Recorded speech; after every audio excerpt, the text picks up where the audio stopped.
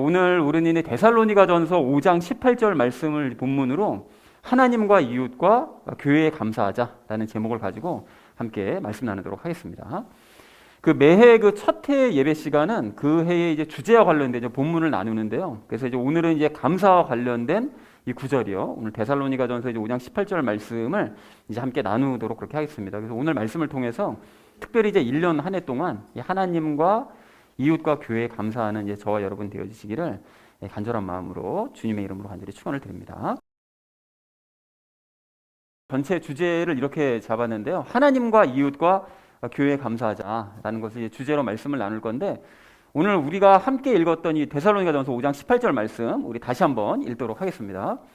모든 일에서 감사하라. 이것이 그리스도 예수님 안에서 너희에 대한 하나님의 뜻이니라 라고 되어져 있습니다. 이 앞에는 여러분 아시는 것처럼 항상 기뻐하라, 쉬지 말고 기도하라, 또 모든 일에서 감사하라 이렇게 되어져 있는데, 그 마지막 부분 그 감사에 대한 말씀을 잡았습니다. 그래서 모든 일에 감사라고 말씀하시는 것처럼 우리가 이제 모든 일에 대해서 감사를 해야 되는데요. 그래서 특별히 이제 2023년은 감사해로 정하고 모든 일에 감사하는 그런 한 해가 되기를 소망을 합니다.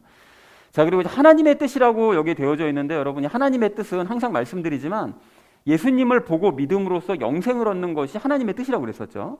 요한복음 6장 40절 말씀 그대로 이제 하나님의 뜻이 나와 있는데, 이것을 이제 예수님과 연합함으로써 영생 얻는 것이 하나님의 뜻입니다. 그러니까 예수님을 보고 믿는다는 것은 예수님께서 어떤 삶을 살아가셨나, 그러니까 그분이 하나님과 연합하여 살아가셨다는 그 삶을 보고 그걸 믿어서 나도 역시 예수님과 연합함으로써 영생을 얻는 것, 이것이 이제 하나님께서 계획하신 뜻인 거죠.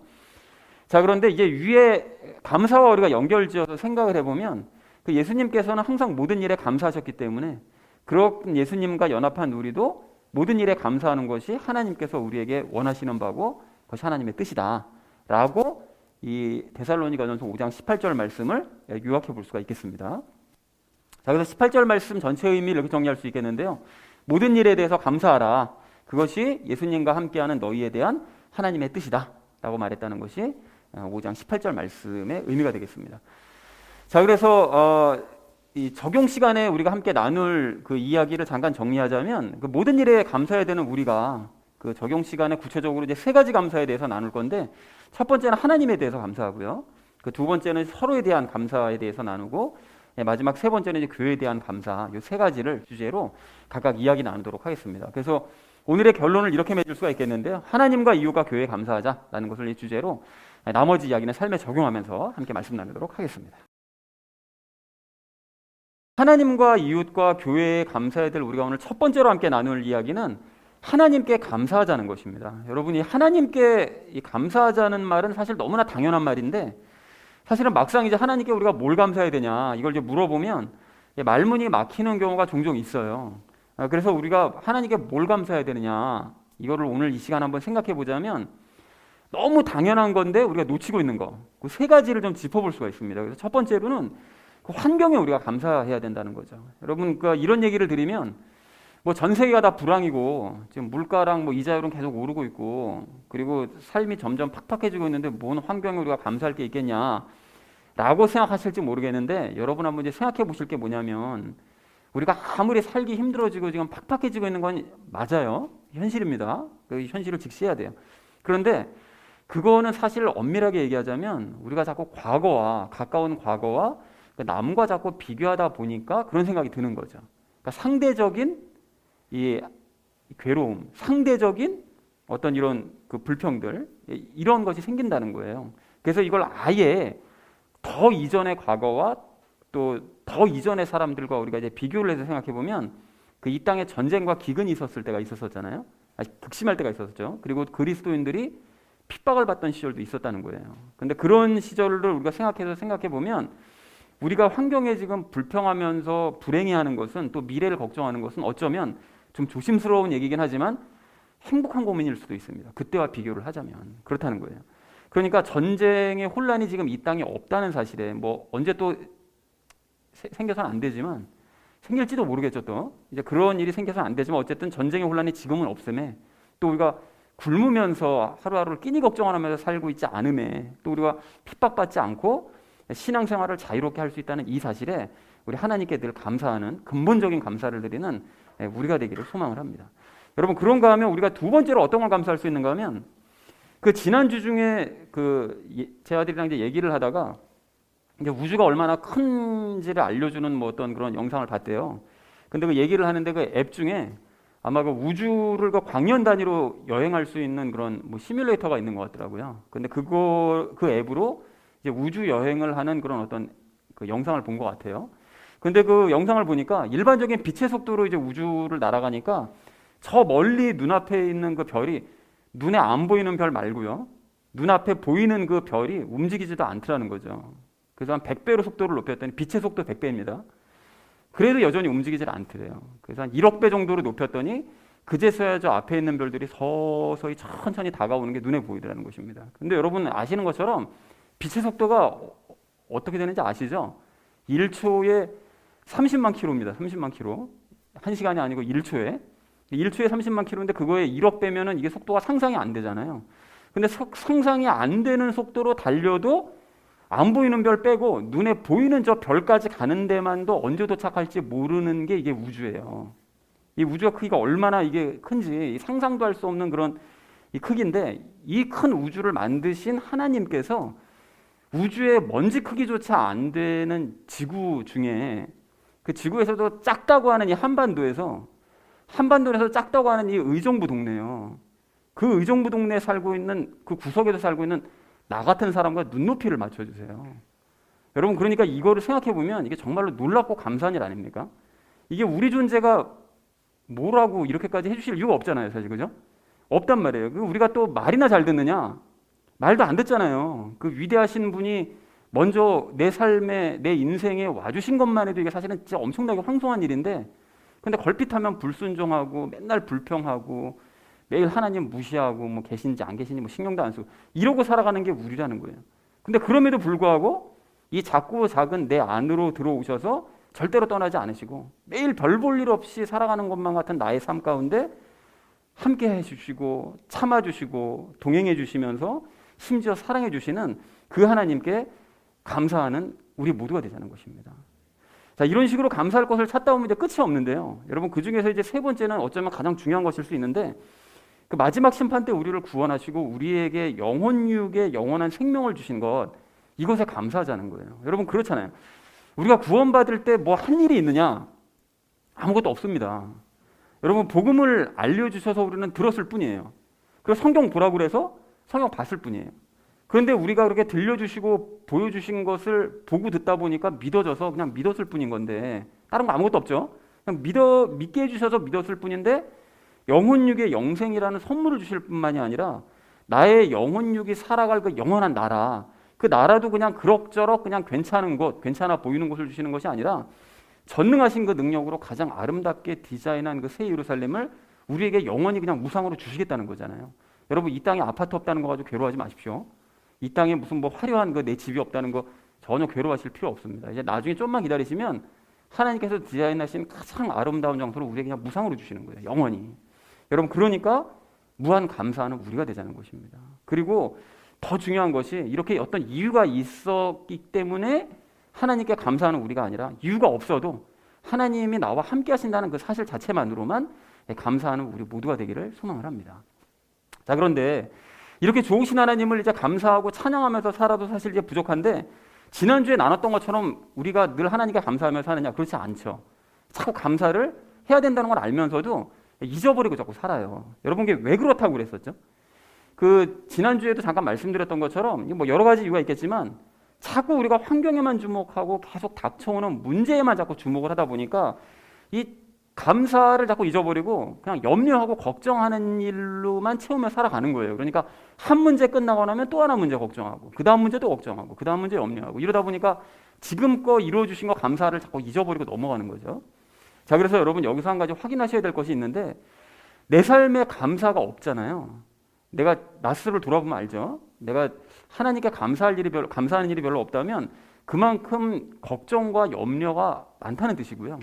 그건 다른 말로 얘기를 하자면 나는 하나님보다 지금 문제와 환경에만 늘 주목하면서 살고 있다는 그런 뜻이 된다는 거예요. 내게 감사가 없다면 나는 늘 문제만 보고 있구나. 이걸 깨달아야 된다는 거죠. 그런 의미에서 여러분 과거에 말씀드렸던 그 요한복음 5장에 그 38년 된 병자를 한번 우리가 다시 한번 생각해 보시면 그 38년 된 병자가 그 오랜 세월 동안 이게 40년을 누워 있었던 거거든요. 40년 동안 누워 있었으면은 그 오랜 세월 동안 누워 있었으니까 예수님께서 자기를 고쳐주셔서 자기가 벌떡 일어났으면 정말 뛸 듯이 기뻐하면서 예수님께 무한 감사만 해도 이게 모자랄 지경인 거잖아요. 그런데 이 사람이 어떻게 했습니까? 예수님께 전혀 감사하지 않았고요. 도리어 예수님을 유대 지도자들에게 고발을 해요. 이 사람이 안식일 때 나보고 짐 가지고 들고 걸어가라고 그러는 바로 그 사람이라고. 고발을 하거든요. 여러분, 그러니까 이게 이해가 안 가는 거잖아요. 이게 왜 이런 짓을 하냐. 이게 상식적으로 이해가 안 되는 이런 짓을 왜 하냐. 왜 그런 것인가 하면 염려 때문에 그래요. 염려 때문에. 그러니까 염려가 눈을 가리니까 이런 일이 벌어지는 거예요. 그러니까 오랜 세월 동안 앓고 있던 병이 나니까 그거 감사하는 걸 일단 우선인데 감사보다 뭐가 먼저 눈에 들어오는 거죠? 염려가 먼저 눈에 들어오는 거죠. 앞으로는 어떻게 살아가지 내가? 이게 먼저 염려가 되는 거예요. 그러니까 앞으로 유대 사회에서 내가 그러면 살아가려면 병이 났으니까 이제 살아가야 되는데 그럼 살아가려면 어떻게 해야 될까? 이게 염려가 되니까 그럼 당연히 유대 지도자들한테 잘 보여야 되는 거 아닌가? 이런 생각이 들기 때문에 자기를 낫게 해주신 우리 예수님께 감사하기는커녕 도리어 예수님을 고발해서 유대 지도자들에게 잘 보이려고 하는 이런 엉뚱한 선택을 하더라는 거예요. 그러니까 여러분 이 예수님께서 그래서 다시 이 사람 만나셨을 때 뭐라고 그러셨죠? 너 더 심한 거 생기지 않게 조심해라. 경고하시더라는 거예요. 경고. 그러니까 이런 모습이 근데 여러분 이게 많은 교인들의 모습입니다. 감사할 일을 주셔도 감사하기는커녕 38년 된 병자처럼 그냥 예수님 이용해가지고 세상 사람들에게 잘 보일 생각하는 거예요. 예수님 잠깐 좀 묻어두고 예수님 이용해서 세상 사람들 잘 보여야지. 그리고 세상 사회에서 잘 사는 일, 감사는 둘째치고 세상에서 내가 앞으로 어떻게 잘 살아가야 될까? 이것만 관심을 갖고 있다는 것이죠. 그래서 정말 그렇게 되면 안 되겠지만 이 38년 된 병자처럼 더 심한 것이 생기는 사람들도 정말 많은 거예요. 그래서 여러분 우리는 정말 이러지 않기 원합니다. 그래서 이러지 않기 위해서는 뭘 어떻게 해야 되냐? 하나님께 수시로 감사하되 그 감사를 자꾸 표현하셔야 돼요, 여러분. 그럼 어떻게 감사를 표현할 수 있느냐? 지난주에도 말씀드렸던 것처럼 걱정되고 염려되는 일이 생길 때마다 빠짐없이 하나님께 다 말씀드리는 거예요. 다 말씀드리되 미리 감사하면서 말씀드림으로써 감사를 표현할 수가 있어요. 그러니까 여기에는 이제 하나님을 향한 신뢰의 마음이 이제 전제가 되어져 있는 건데, 즉 하나님께서 나의 기도, 걱정과 염려, 그 모든 것들에 대한 이 기도에 응답해 주실 것이라는 그 신뢰의 마음을 가짐으로써 미리 감사하는 거예요. 그럴 때 하나님이 기뻐하시는 거죠. 그래서 예수님께서 이에 대한 아주 좋은 일을 보여주셨는데, 여러분 예수님이 그 요한복음 11장에서 나사로 살리실 때 어떻게 말하셨는지 어떻게 기도하셨는지 기억하세요? 그때 예수님께서 길게 기도 안 하셨거든요. 딱 짧게 기도하시는데 그때 빌립보서 4장 6절이요. 지난주 나눴던 말씀처럼 미리 감사하면서 기도하십니다. 즉 하나님께 대한 이 신뢰의 마음이 있다 보니까 예수님께서 다른 말씀 아무것도 안 하시고 나사로 살려주실 것을 감사합니다. 이 기도 하나 하세요. 감사합니다. 미리 감사하시는 거예요. 그러면 그렇게 기도하기 전에, 그러니까 우리가 일이 벌어지기 전에 이 기도하기 전에만 하나님께 감사를 표현할 수 있는가 하면 그게 아니라 기도 이후에도 당연히 하나님께 감사할 수 있죠. 그렇게 두 가지 방법으로 감사할 수 있는데 지난주에 잠깐 말씀드린 것처럼 우리가 기도한 후에 응답받으면 어떻게 하라고 그랬느냐? 어떻게 하라고 그랬죠? 기도하고 응답받으면 그냥 감사를 잊어버리죠. 아예. 그런 경우가 참 많고 감사하더라도 한참 지나서 갑자기 기억나가지고 예수님 그때 감사했어요. 잠깐 얘기하고 그냥 넘어가고 이런 경우가 많거든요. 그런데 여러분 그럴 때 응답해 주신 것을 자꾸 기억하시려고 하셔야 돼요. 그리고 그걸 기도를 하셔야 돼요. 그래서 다른 걱정거리들이 또 있다 할지라도 이거 들어주셨지만 그 다음 걱정거리 또 있잖아요. 다음 걱정거리 있지만 그걸 일단 덮어두고 지금 응답해 주신 이것에 지금 감사해야 되는 거예요. 근데 그걸 잠깐 그냥 감사합니다라고 말 한마디 하고 넘어갈 게 아니라 정말 오랜 시간 동안 진심으로 감사하면서 여러분 기도를 드리시든지 아니면 가족이나 성도들에게 내가 지금 겪은 일이 이러이러한 것들인데 하나님께서 이렇게 응답해 주셔서 놀랍지 라는 걸 간증하면서 여러분 작은 파티라도 연락을 했어요. 뭐 집안 식구들끼리는 조그만 피자 하나 사놓고라도 뭐 하든지 치킨 사놓고 파티를 하든 감사하는 마음을 하나님 앞에 표현해야 된다는 거죠. 그리고 그 주 주일 예배에 참석해서 진정으로 감사한 마음으로 열정적인 예배를 드리라고 말씀을 드렸습니다. 여러분 이 세 가지를 좀 실천하셨으면 좋겠어요. 감사한 일 있을 때마다 하나님께 오랜 시간 동안 감사기도 드리고 가족이나 성도들끼리 파티 열고 그리고 주일 예배에 열정적으로 참석, 그 주 주일 예배에 열정적으로 참석하고 이런 것들을 여러분 감사를 이렇게 표현하잖아요. 그렇게 감사할 때 하나님께서 진정으로 기뻐하신다고요. 그래서 하나님께 감사했던 이런 사람 중에 한 명이 그 누가복음 17장에 등장했던 그 나병에 걸렸던 사마리아 사람입니다. 여러분 다 기억하시잖아요? 10명의 사람들이 전부 다 그 나병에 걸려가지고 괴로워하면서 예수님께 막 부르짖었을 때 예수님께서 다 낫게 해주시죠. 근데 그 중에서 돌아와서 감사한 사람은 사마리아 사람 한 사람밖에 없는 거예요. 근데 그때 예수님께서 어떻게 하셨느냐? 감사한 그 사마리아 사람 칭찬하세요. 그리고 그 사람에게만 영생을 약속해 주십니다. 10명 중에 그 한 사람, 감사한 사람. 그러니까 이렇게 하나님께서는 감사를 표현하는 사람을 기뻐하시고 그 사람에게 추가적인 복까지 주신다는 사실을 잊지 않는 우리 모두가 되기를 소망합니다. 그렇다면 더더욱 우리가 미리 감사하면서 기도하시고 또 기도 응답에 감사하면서 적극적으로 감사를 표현하는 우리 모두가 되기를 소망을 합니다. 사랑하는 우리 나눔 믿는 교회 성도님들 모두는 늘 하나님께 감사할 거리를 찾으시기 바랍니다, 여러분. 그리고 그 감사를 잊어버릴 정도의 그런 어려운 일들과 염려가 찾아올 때라도 믿음으로 미리 감사하면서 여러분 기도하시고 응답받을 때는 더 적극적으로 감사를 표현하시기 바랍니다. 그렇게 하셔서 하나님의 기쁨이 되는 저 여러분 되어지시기를 주님의 이름으로 간절히 축원을 드립니다. 자, 하나님과 이웃과 교회에 감사해야 될 우리가 오늘 두 번째로 나눌 이야기는 서로에게 감사하자는 것입니다. 여러분 우리가 방금 살펴본 것처럼 우리가 하나님께 감사하는 것에 대해서는 종종 잊어버리긴 하지만 그래도 하나님께 감사해야지라는 마음을 가지고 있으나 교회 내에 있는 성도들에게는 내가 뭐 굳이 감사해야 될 이유가 있나 이런 생각이 드실 수 있거든요. 그런데 우리가 서로에게 감사를 해야 됩니다. 그게 결정적인 이유가 있는데요.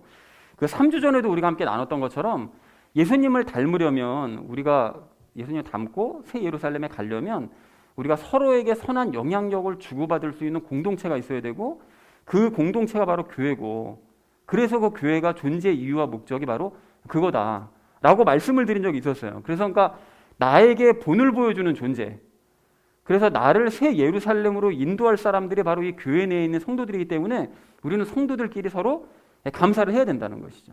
그래서 여러분 만약에 우리가 그냥 교회를 그냥 내 고민 상담이나 들어주는 그런 단체, 뭐 세상적인 잡담이나 나누는 단체, 뭐 그리고 뭐죠? 뭐 상담하러 어디 병원 가거나 이런 그러니까 교회 내에서 어떤 그런 뭐 상담이나 그냥 받으려고나 하고 그냥 정이나 주고받는 어떤 공동체라고나 생각을 하고 아니면 뭐 교회를 그냥 나 개인의 만족을 채워주는 공동체 또는 뭐 나의 정신적, 육체적 어떤 그 만족을 주는 어떤 그런 공동체, 그걸 찾을 수 있는 공동체 이 정도라고 생각을 한다면 사실 많은 사람들이 그런 목적으로 교회 다니죠. 근데 여러분 교회를 그 정도로만 생각한다면 인간적으로는 뭐 감사할 수 있을 거예요. 나에게 도움이 되니까. 그러니까 뭐 교회 고맙다 그냥 뭐 이런 생각을 하실 수 있겠지만 영적으로는 감사할 이유가 전혀 없어요. 그런 사람들은. 아니 도리어 그런 공동체는 영적으로 서로 악영향만 주고받을 수 있거든요. 예수님과는 아무 상관없이 자기들끼리만 좋은 모임. 이렇게 될 수 있기 때문에 좀 과격히 말씀드려서 그런 교회는 차라리 없어지는 편이 나을 수 있습니다. 그런 의미에서 여러분 한번 생각해 보십시오. 저를 포함해서 여러분 모두가 이 교회가 처음 다니시는 교회가 아니시잖아요. 다 각자 다니셨던 교회가 있었잖아요. 근데 그 교회들을 여러분 한번 생각해 보세요. 예수님과의 연합을 강조하고 그 교회들 중에 말씀 읽기에 매일같이 말씀 읽기에 힘써야 된다고 강조하고 그래서 말씀을 연합과 관련돼서 해석함으로써 숨겨진 진리들을 날마다 발견하고 예수님 닮는 공통의 목표를 이루고자 함께 뜻을 모아서 달려갔던 교회가 있었나요, 여러분? 우리 교회만이 그런 그런 교회다라는 걸 얘기하는 게 아닙니다. 그런 교회들이 곳곳에 숨겨져 있어요. 그 7천 교회들이 있다고요. 그 7천 교회 중에 한 교회가 바로 우리 교회인 거예요, 여러분. 그렇다면 그런 교회를 구성하고 있는 같은 목표를 향해 달려가고 있는 성도들에게 서로 감사하기 원합니다. 그리고 그런 식으로 감사해야 될 성도들이 또 있는데 여러분 그게 어떤 성도들인가 하면 바로 가족입니다. 가족. 여러분 가족은 하나님께서 주신 가장 작은 단위의 교회예요. 두세 사람이 모인 곳에 예수님께서 함께 하신다며요. 그 가정이 바로 그 교회라는 얘기예요. 그렇다면 여러분 우리는 이 가정을 가장 작은 단위의 교회라고 생각하고 가정에서도 교회의 정신을 그대로 계승하고 또 활동을 해야 됩니다. 즉 가정에서도 예수님과의 연합, 이 말씀 읽기 이거 중요시하고 말씀대로 각자가 행하려고 하고 예수님 닮아가면서 서로가 서로에게 본을 주고받아야 된다는 거예요. 에이 집에서는 그냥 편하게 내가 하고 싶은 대로 하면서 살아야지 뭐 그렇게 집에서까지 꼭 그러고 살아야 돼요? 라는 생각이 드신다면 정말로 미안하지만 그런 분은 그리스도인이 아니실 수가 있어요. 여러분 그리고 남들 볼 때와 또 내가 혼자 있을 때의 모습이 완전히 다른 이중적인 삶을 살고 있을 가능성이 굉장히 클 수 있습니다. 여러분, 그리스도인은 집에서나 교회에서나 사회에서나 가정에서나 늘 똑같은 모습을 추구해야 이게 그리스도인이에요. 여러분, 왜 그렇습니까? 예수님은 우리 집에서나 교회에서나 사회에서나 늘 똑같은 모습으로 우리가 동행해 주시니까요. 자, 그래서 가정에서도 여러분 성경 말씀 함께 나누시고요. 성경 말씀대로 살려고 하시고 연합하신 예수님을 닮는 그런 공통의 목표를 따라갈 때 가정이 행복해질 수가 있는 거예요. 여러분, 이런 얘기를 들으실 때 아니라고. 우리 가정은 애초에 그런 가정을 만들 수가 없어요. 남편이 문제예요. 아내가 문제예요. 자식이 문제예요. 부모가 문제예요. 그래서 저는 그렇게 하고 싶은데 될 수가 없어요. 여러분 한탄하실지 모르겠지만 아닙니다. 아니에요, 여러분. 그거는 누구 한 사람의 어떤 한 사람의 문제가 아니라 그 가정 자체가 말씀을 중요하게 생각하지 않고 예수님 중심으로 살려고 하지 않는 게 이게 문제인 거지. 전체가 생각이 하나가 되지 않는 게 이게 문제인 거지. 누구 한 사람의 특별한 문제가 아닌 것이라고요.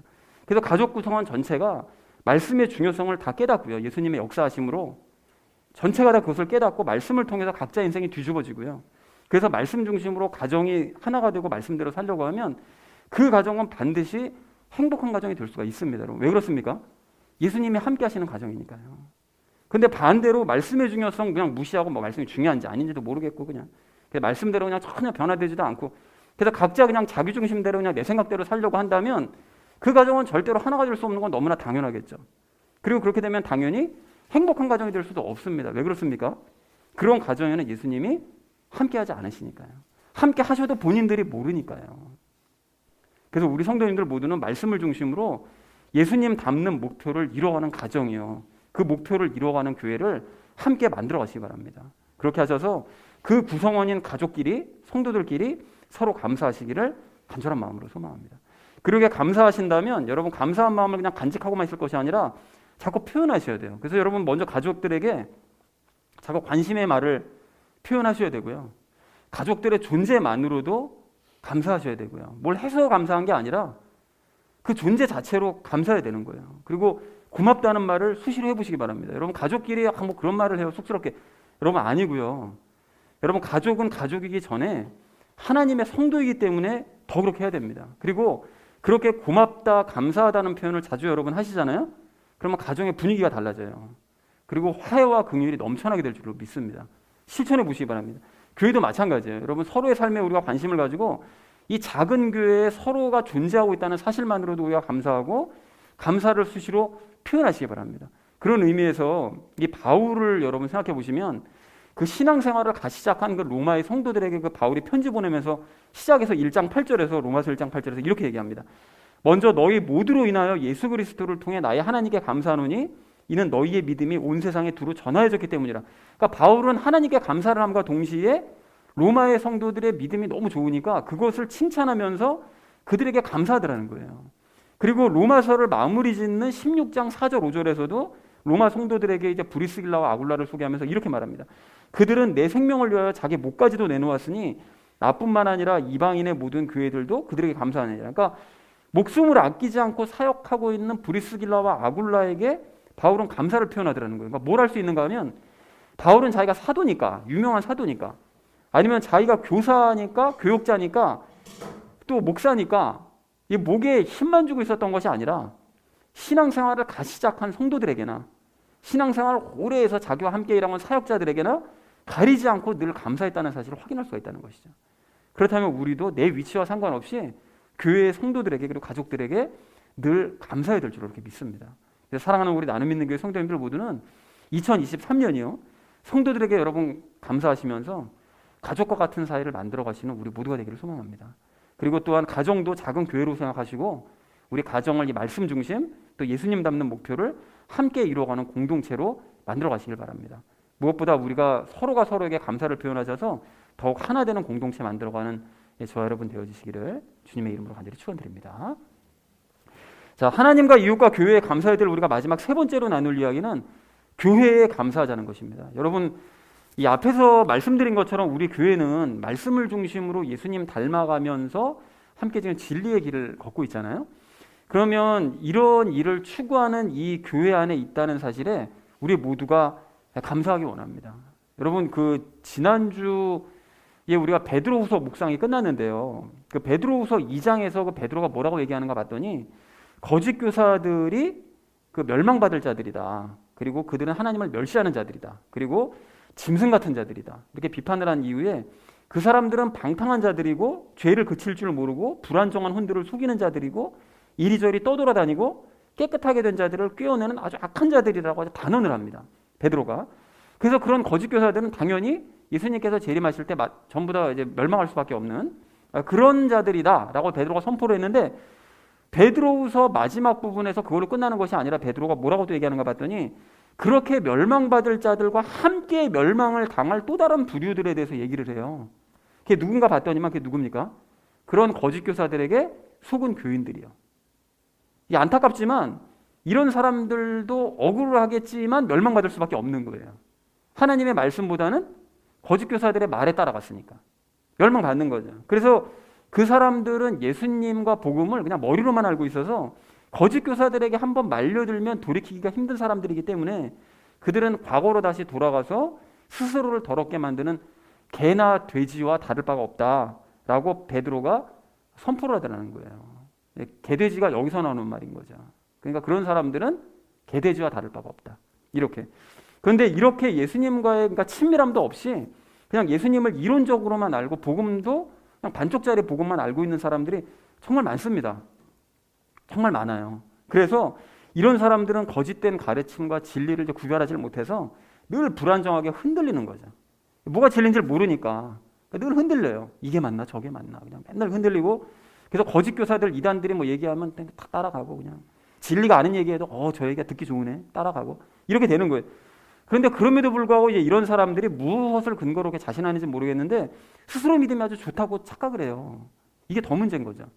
그래서 지금도 자기 소견에 오른 대로 이 시각에도 자기 소견에 오른 대로 예배드리고 자기 소견에 오른 대로 삶을 살면서 점점 예수님과 멀어져 가고 있는 거예요. 근데 본인은 전혀 모르죠.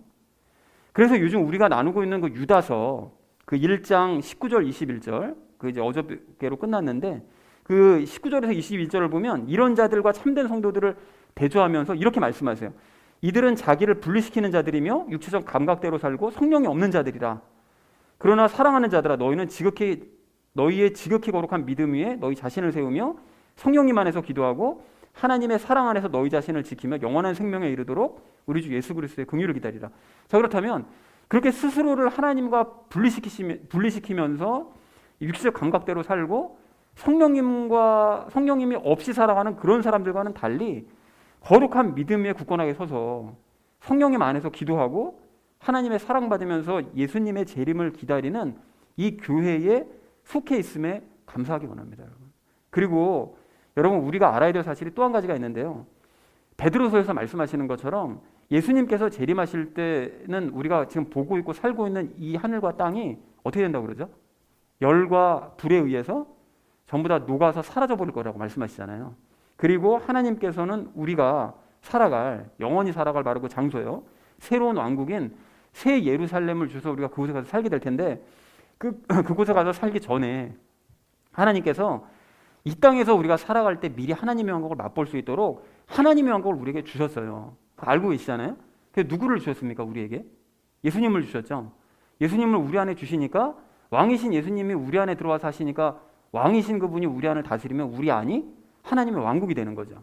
그리고 하나님의 왕국을 그 안에 가지고 있는 사람들끼리 서로 모여서 친밀한 공동체를 만들게 되면 그게 바로 이제 교회가 되는 것이고 그리고 그런 교회가 바로 하나님께서 이 땅에 눈에 보이도록 만들어 놓으신 하나님의 왕국이요.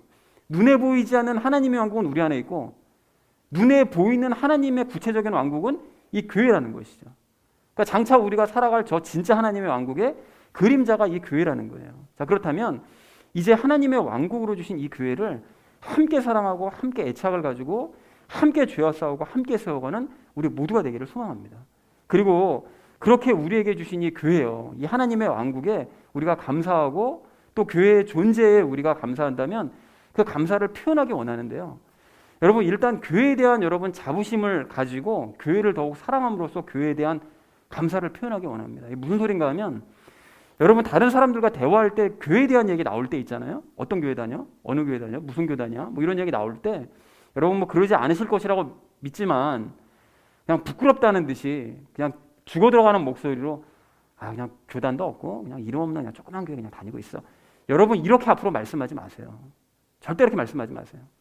하나님께서 기뻐하시고 자랑스러워하는 교회 다니고 있어. 진리를 가진 영적으로 큰 교회 다니고 있어. 여러분 이렇게 고백하는 우리가 되기를 소망합니다. 생각해 보세요, 여러분. 그 고린도 교회가 규모가 정말 컸거든요. 부자들이 많이 사는 그런 교회였어요. 많이 있는 교회였어요. 그런데 그럼에도 불구하고 고린도 교회가 진리에 서지 못했었기 때문에 거짓 교사들이 미혹하니까 단체로 휘말려 들어가지고 교회가 엉망이 돼버렸고요. 거의 망할 지경이 됐고요. 그래서 다른 모든 교회들의 걱정거리이자 수치스러운 교회가 고린도 교회였습니다. 하지만 실질적으로는 정말 작은 교회가 고린도 교회였던 거예요. 규모는 크지만 실질적으로는 영적으로는 작은 교회. 그런데 마케도니아에 흩어져 있었던 그 교회들은 완전히 반대인데 그들은 규모가 정말로 작았음에도 불구하고 늘 진리 위에 서 있었기 때문에 거짓된 교리들과 싸워서 승리하고 예루살렘 교회가 어려울 때 가장 먼저 헌금 모아서 돕고 그리고 심지어 자기들보다 훨씬 규모가 이 큰 고린도 교회를 거꾸로 돕기 위해서 고린도 교회가 그들을 도와야 될 판인데 그들이 도리어 고린도 교회를 도우려고 하면서 열심을 다하더라는 것입니다. 그러니까 규모는 작지만 실상 영적으로는 굉장히 큰 교회가 마케도니아에 흩어져 있던 많은 교회들이라는 거예요. 그러니까 우리도 이런 교회를 만들어가기를 소망합니다. 여러분 규모나 시설과 같은 환경적인 조건 때문에 헛된 자부심 갖는 그런 껍데기 교회 말고요. 우리 교회는 뭐 평수가 뭐 의리의리하고 막 시설이 막 엄청나가지고 뭐 3층까지 막 예배당이 있고 이런 데 다니면서 나 이런 교회 다닌다고. 이거 완전히 헛된 거 아니에요? 그게 무슨 의미가 있어요? 그런 우리 헛된 것에 자부심을 갖는 그런 껍데기 교회가 아닌 진리를 가진 알곡 교회로서의 굳건한 자부심 가지고 예수님과 동행하면서 함께 일해가는 우리 교회를 사랑하고 감사하자는 것입니다.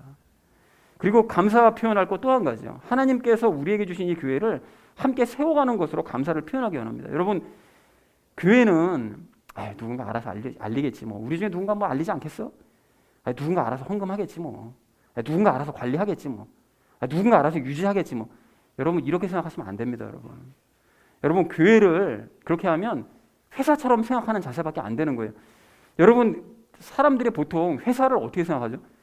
뭐 간혹 특이한 사람들이 뭐 나는 회사를 내 꿈과 이상을 실현하는 장소 뭐 이렇게 생각하는 뭐 말도 안 되는 그렇게 생각하는 사람이 가끔 있는데 솔직히 그건 좀 오바인 것 같고요. 사실 대부분의 직장인들은 회사하면 무슨 생각하죠?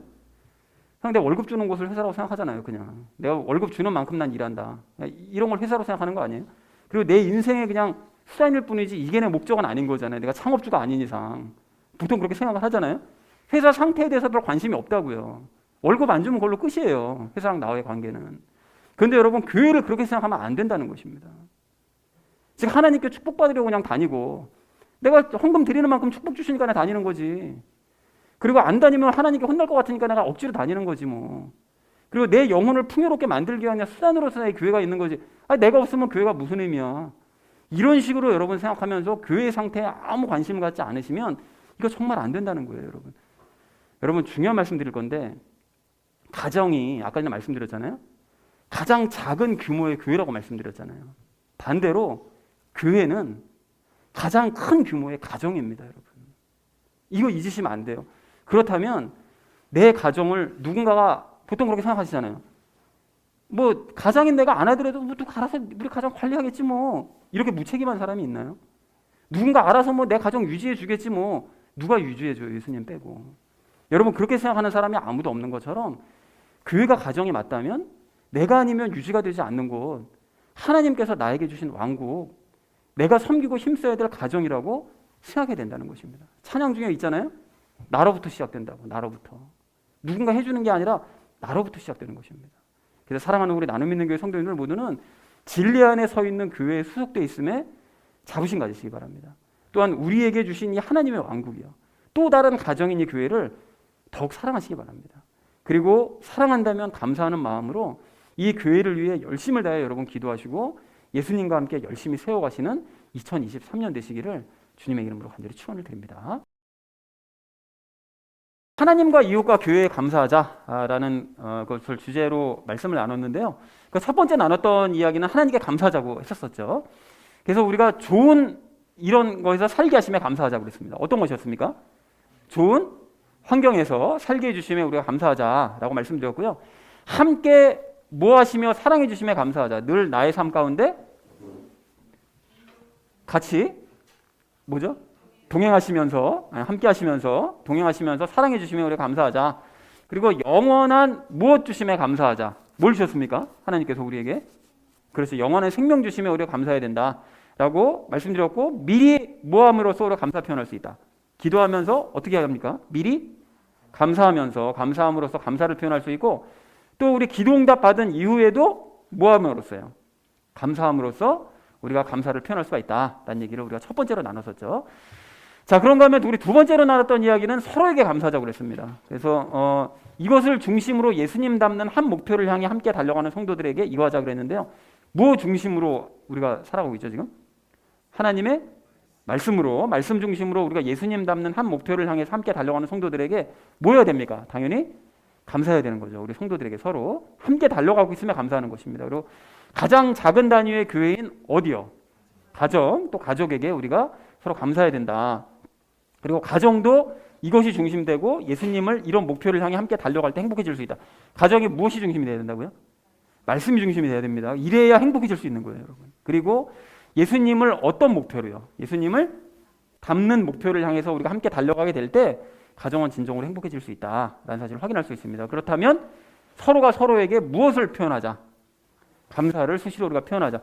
고마워, 감사해. 이런 얘기를 쑥스럽지만 여러분 용기 내서 하실 때 가정이 완전히 달라집니다, 여러분. 자, 그리고 세 번째로 우리 함께 나눴던 이야기는 교회에 감사하자고 그랬죠. 교회에. 그래서 여기 위에 서 있는 교회에 소속돼 있으면 우리가 감사하자. 어디 위에 서 있습니까? 그렇죠. 말씀 위에 서 있고 또 진리 위에 서 있는 우리 교회에 소속돼 있으면 우리가 감사해야 됩니다. 뭐 우리 유명한 정통 교단 위에 서 있는 우리 이렇게 되면 안 됩니다, 여러분. 자, 그리고 이것을 안에 간직한 사람들이 함께 모인 교회가 눈에 보이는 이거죠. 같은 말인데 뭡니까? 뭐죠? 하나님께서 우리에게 주신 연합 말고 아까는 킹덤이요. 하나님의 왕국을 안에 간직한 사람들이 함께 모인 교회가 눈에 보이는 하나님의 왕국인 거예요. 우리 안에 있는 하나님의 왕국은 눈에 보이지 않는 거고, 이 눈에 보이게 주신 왕국은 이 교회라는 것이죠. 자, 그래서 교회에 대한 이것을 가지고 우리가 살아감으로써 교회에 감사해야 된다. 무엇을 가지고요? 교회에 대한 무엇을 가지고? 자부심을 가지고 우리가 살아감으로써 교회에 감사할 수 있고요. 또 교회를 함께 어떻게 함으로써? 함께 세움으로써 교회에 감사할 수 있다라는 얘기를 우리가 함께 나눴습니다. 자, 그래서 사랑하는 우리 나눔 있는 교회 성도님들 모두는 2023년 여러분 한 해 동안 늘 하나님께 감사하시고 또 성도들과 여러분 가족들에게 감사하시고요. 교회에 감사하시기 바랍니다. 그렇게 풍성한 사랑과 감사 속에서 마지막 2023년 12월 마지막 날을 기쁨으로 맞이하시는 저와 여러분 되어주시기를 주님의 이름으로 간절히 축원드립니다. 우리 함께 기도하겠습니다.